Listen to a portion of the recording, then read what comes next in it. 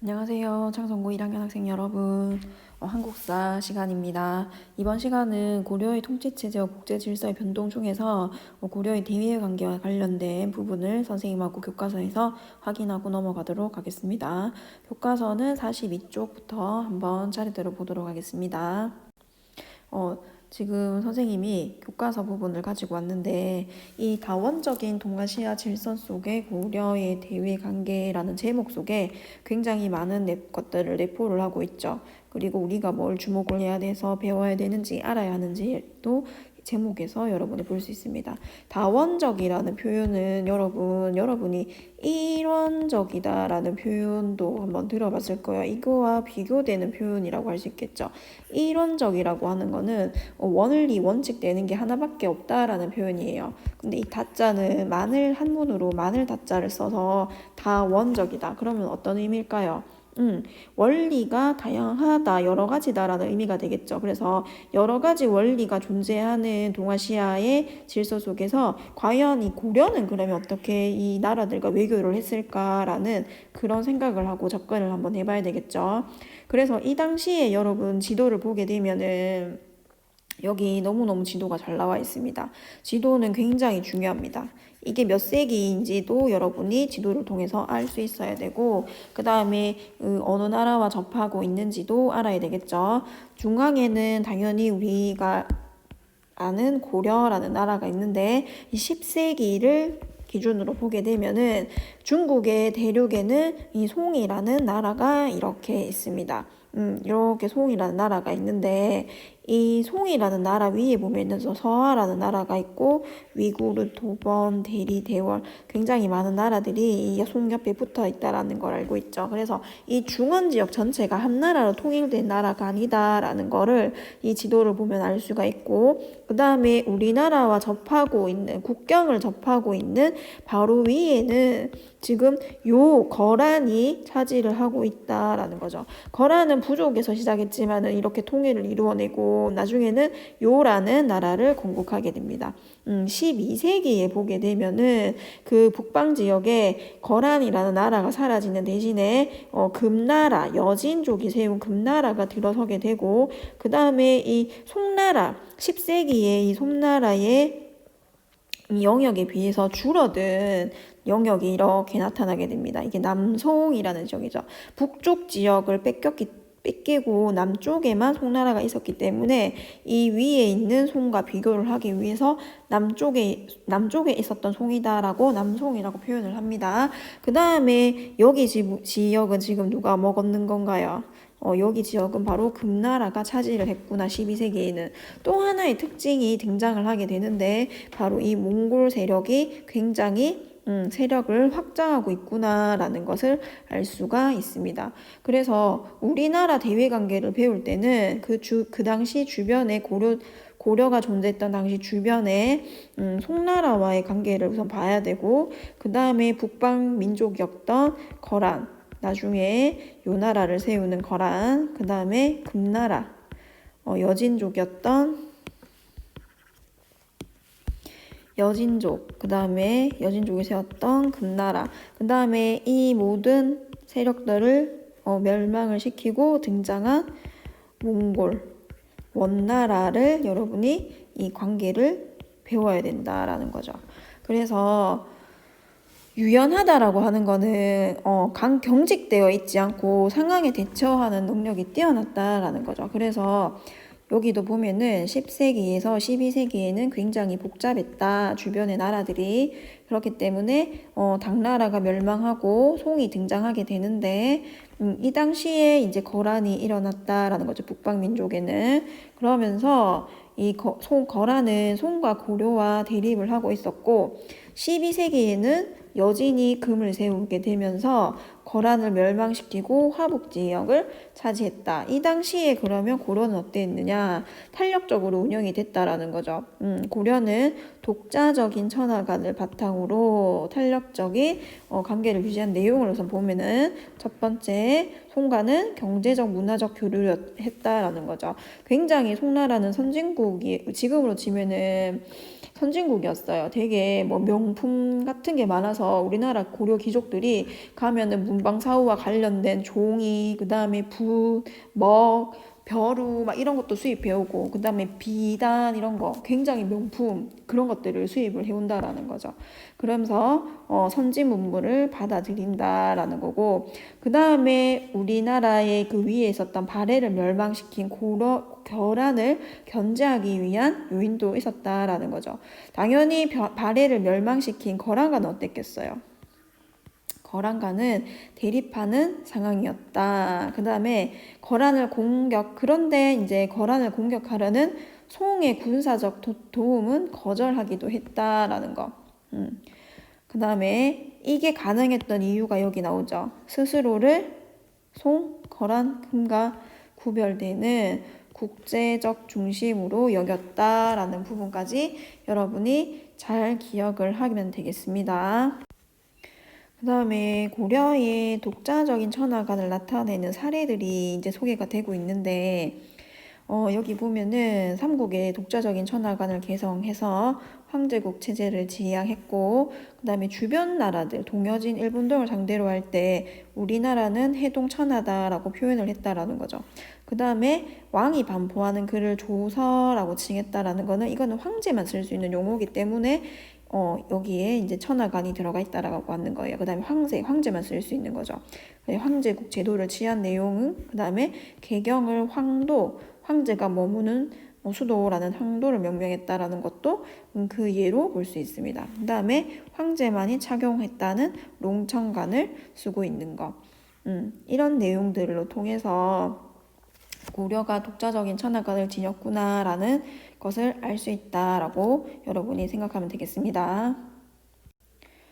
그 다음에 이제 송나라 이어서 거란을 이제 살펴볼 거예요. 선생님하고. 거란은 여러분이 기억해야 되는 게 1차 침입, 그 다음에 2차 침입, 3차 침입, 그리고 여기서 우리가 어떻게 대비했느냐, 이 내용만 정확하게 기억을 하고 있다면 여러분 문제 풀거나 이해하는데 어려움은 없을 거예요. 왜냐하면은 이 거란은 우리나라를 침략은 이렇게 3번 정도를 했는데, 우리나라를 정복한다거나 땅을 차지하겠다는 욕심이 있었다기보다는 이 송나라를 침입을 해야 되는데, 그 사이에 이제 우리나라가 의식이 되었던 거예요. 그래서 우리나라를 견제하고 송나라를 쉽게 침입을 하기 위해서 일으킨 전쟁이다라는 것을 염두에 두고 이 관계를 보면은 그래도 어느 정도 내용이 여러분이 이해가 되지 않던 내용도 이해가 될 수 있습니다. 그래서 1차 거란의 침입 부분을 보면 뭐라고 되어 있느냐, 송을 공격하기에 앞서서 고려를 침략했다라는 거죠. 그러니까는 송나라를 도와줄 수 있는 세력인 고려를 차단하는 게 목적이었다라고 여러분이 생각을 해야 되겠죠. 그러니까는 자기의 다른 목표가 있으니까 네가 송나라 도와주지 않는다는 것만 확실해지면은 굳이 돈을 들이고 전력을 낭비해 가면서 병사를 죽여가면서까지 전쟁을 할 필요가 없다라는 거죠. 그래서 서희의 단판이 여기 이제 등장하게 된다라는 거죠. 1차는 서희의 단판이 있는 내용인데, 이 교류를 통해서 압록강의 동쪽 지역을 확보했다라는 겁니다. 근데 이때 이제 단판을 하면서 땅을 이제 얻게 되는데, 강동 6주라는 땅을 획득하게 됩니다. 이걸 이제 거란이 우리에게 양보를 할 때는 뭔가 이유가 있었겠죠. 그 이유는 뭐냐면 송과의 관계를 단절하고 너희와 더 친하게 지내겠다라고 했는데, 송과 단절하지 않고 관계를 계속 유지하게 됩니다. 그렇게 되니까 약속을 안 지킨다라고 생각한 거란은 2차를 두 번째로 침입을 해오게 되겠죠. 이때도 침입할 때는 너희가 약속 안 지켜서 우리가 쳐들어간다라고는 하진 않았어요. 뭔가 구실이 필요했다라는 거죠. 그게 바로 이 강조의 정변인데, 강조가 목종을 쫓아내고 현종을 즉위시킨 사건이다라고 나오는데, 이렇게만 보면 이제 이해가 안 되잖아요, 여러분. 이 목종의 어머니가 천추태후라고 해서 굉장히 유명한 사람이 있었는데, 이 사람이 김치양이라는 사람과 사랑에 빠지게 됩니다. 근데 이 태후는 옆에 왕이 있잖아요. 근데 이 왕 사이에서 낳은 아들이 목종이고, 그러니까 일종의 불륜이죠. 불륜으로 해서 낳은 아들이 이렇게 있었다라는 거죠.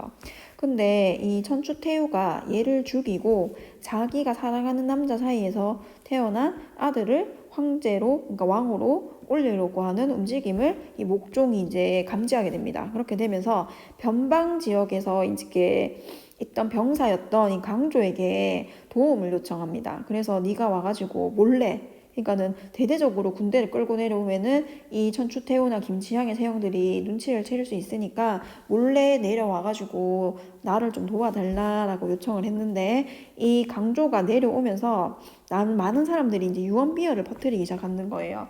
저 강조가 이제 유언비어를 듣게 되는 거죠. 유언비어를 듣게 되면서 내려가면은 자신이 죽을지도 모른다라는 목숨의 위험을 느끼게 되는 여러 가지 소문들을 듣게 됩니다. 그래서 이렇게 가서 죽나 반란을 일으키고 죽나 똑같다고 이제 생각을 하게 되는 거죠. 그래서 이 강조가 차라리 그럴 바에 내가 이 목종을 몰아내고 다시 새로운 왕을 세우겠다라고 일으킨 정변이 강조의 정변입니다. 그러니까 목종은 자기를 도와달라고 도움을 요청했는데 오히려 얘에 의해서 쫓겨나게 되는 그런 상황을 맞이하게 된 거죠. 그렇게 되면서 이 거란 쪽에서 저렇게 한나라의 국가에서 왕을 몰아내는 이상한 대역 제인과 같은 일이 일어났다라고 생각을 해서 자기가 이것을 해결한다라는 구실로 우리나라로 다시 침략해 오게 된다라는 거죠. 그러면서 수도인 개경이 함락이 되고 2차죠. 개경이 함락됐다는 거. 그 다음에 이때 왕은 피신을 가게 됩니다. 현종은 피난을 가게 된다라는. 그 다음에 여기 보면은 왕규 등의 활약으로 극복했다. 그럼 2차에서 여러분이 기억해야 될 인물은 왕규. 그 다음에 뭐 때문에 일어났느냐? 강조의 정변이란 구실로 일어났다. 그 다음 1차에서는 서희라는 이름, 그 다음 강동 6주를 획득했다라는 내용. 마지막으로 이제 3차 때는 압록강 동쪽 지역에 이제 세력을 확대하려고 침입했는데, 이때는 강감창 장군이 귀주에서 크게 대첩은 엄청난 큰 승리를 말합니다. 대첩을 승리를 했다라는 거죠. 이후에는 외교 관계를 단절하지 않고 그래도 계속 유지를 하면서 교류를 했다라는 건데, 그 교류를 하면서도 이제 방미는 계속 했습니다. 개경 수도를 보호하는 성을 쌓고, 그 다음에 압록강에서 영흥 지역에서는 천리 장성을 쌓아서 대비를 했다라는 내용을 알아보면 되겠죠. 이제 12세기 정도에 이르게 되면은 다시 떠오르는 강자가 생겨나게 되는데, 그게 바로 이 여진족입니다. 여진족은 처음에는 조그만 부족으로 구성이 되어 있었고, 우리나라에서 이제 경제적으로도 도와주고 간직 등을 주면서 회유도 하고 그랬습니다. 근데 이제 점점 세력을 키워나가면서 고려 국경을 자주 침범하게 되는 거죠. 이 여진을 이제 처음에 윤관이 이 별무반을 창설하기 전에 이제 정벌을 하러 갔는데, 그때 한번 패배를 하게 됩니다. 이 여진족은 말을 타고 달리는 기병으로 인해 가지고 싸움에서 졌다라고 분석한 윤관이 만든 군대가 별무반입니다. 그래서 이 별무반을 만들고 나서 훈련을 해가지고 여진을 정벌하고 동북 구성을 설치를 했습니다. 근데 이 지역 자체가 굉장히 사람들이 살기도 어려운 지역이고 척박한 지역이고 해서 버려지다시피 하게 되고, 여진족에서 계속 돌려달라고 요구를 하게 됩니다. 그렇게 되면서 우리나라는 이 땅을 조공을 받고 돌려주게 되는 거죠. 여진은 점점 세력을 키워가지고 금나라를 건국하게 됩니다. 이 금나라는 거란까지 멸망, 그 다음에 송을 남쪽으로 밀어내서 영역을 뺏게 되고, 그 다음에 우리나라에는 군신 관계를 요구합니다. 군신은 뭐예요? 내가 군주, 위에 왕이고 니는 신하, 이걸 요구를 하는 거죠. 그 당시에 우리나라에 있던 많은 사람들은 이 금의 요구에 서로 나뉘어서 싸웠는데, 이자겸은 자기가 가진 자리를 놓치기 싫었던 거죠. 그래서 금과의 무력 충돌을 피하고자 이 금의 4대 요구를 받아들이게 됩니다. 그래서 교과서는 이런 내용으로 정리를 한번 하고 다음에 선생님이 학습지 내용으로 한번 다시 정리를 해서 익힐 수 있도록 하겠습니다. 수고했습니다.